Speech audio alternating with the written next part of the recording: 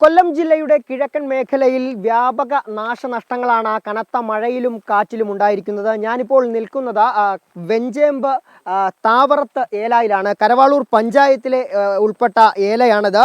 ഇവിടെ വ്യാപകമായ കൃഷിനാശം ഉണ്ടായിരിക്കുന്നു. 100 കണക്കിന് വാഴകളാണ് ഇവിടെ ഈ കാറ്റിലും മഴയിലും ഒടിഞ്ഞു വീണിട്ടുള്ളത്. കർഷകർ നമുക്കൊപ്പം ചേരുകയാണ്. എന്താണ് ഇവിടുത്തെ ഒരു അവസ്ഥ പ്രധാനമായും?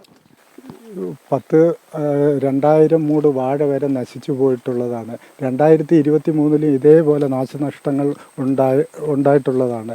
അന്ന് കൃഷിഭവനിൽ നിന്നും ബ്ലോക്കിൽ നിന്നും ഉദ്യോഗസ്ഥർ വന്ന് റിപ്പോർട്ട് ചെയ്തിട്ടുള്ളതാണ്. ഇതുവരെ ഇതിന് നാശനഷ്ടം കിട്ടിയിട്ടില്ല. ഇത്രയും വലിയ നാശനഷ്ടം ഉണ്ടായിട്ടും ഉദ്യോഗസ്ഥർ എത്താത്തത് ഒരു കൃത്യവിലോപം എന്ന് തന്നെ പറയേണ്ടിയിരിക്കുന്നു. പ്രത്യേകിച്ച് ഈ ഒരു സാഹചര്യത്തിൽ എല്ലാ വകുപ്പുകളുടെയും ഉദ്യോഗസ്ഥരൊക്കെ തന്നെ കൃത്യമായി ഫീൽഡിലെത്തി കണക്കെടുപ്പൊക്കെ നടത്തുന്ന ഒരു സാഹചര്യത്തിലാണ് വെഞ്ചേമ്പേളയിൽ ഇത്തരത്തിലൊരു ബുദ്ധിമുട്ട് കർഷകർ നേരിടുന്നത്. ഇവിടെ പല കർഷകർക്കായിട്ട് നഷ്ടം വന്നിട്ടുണ്ട്.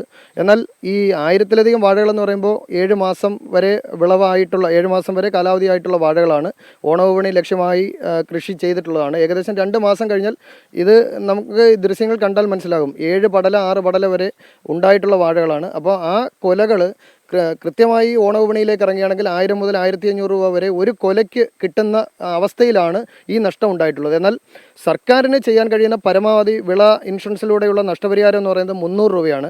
ആ 300 രൂപ തന്നെ ഈ 1000 വാഴകൾ എന്ന് പറയുമ്പോൾ 3 ലക്ഷം രൂപയിലധികം നഷ്ടപരിഹാരം നൽകേണ്ടുന്നതുണ്ട്. 10 ലക്ഷം രൂപയുടെ നഷ്ടം ഉണ്ടാകുമ്പോൾ 3 ലക്ഷം രൂപയുടെ നഷ്ടപരിഹാരം നൽകാൻ കഴിയൂ. എന്നാൽ ആ നൽകാൻ കഴിയുന്നത് തന്നെ ഉന്നത ഉദ്യോഗസ്ഥർ ഇത് റിപ്പോർട്ട് ചെയ്താൽ മാത്രമാണ്. ഏകദേശം എത്ര രൂപയുടെ നഷ്ടം ഉണ്ടാകും? ഇത് എനിക്ക് മൊത്തത്തിൽ ഇപ്പോൾ ചിലവെല്ലാം അവിടെ ഒരു 2-2.5 ലക്ഷം രൂപയ്ക്ക് അടുത്ത് നഷ്ടം വരുന്നുണ്ട്. ഈ മഴക്കാലത്ത് ഈ കർഷകർക്ക് ഈ ദുരിതത്തിനിടയിൽ ഇത്തരത്തിലുള്ള പ്രതിഷേധവുമായി മുന്നോട്ട് പോകേണ്ട ഒരു സാഹചര്യമാണ് ഇപ്പോൾ ഉള്ളത്.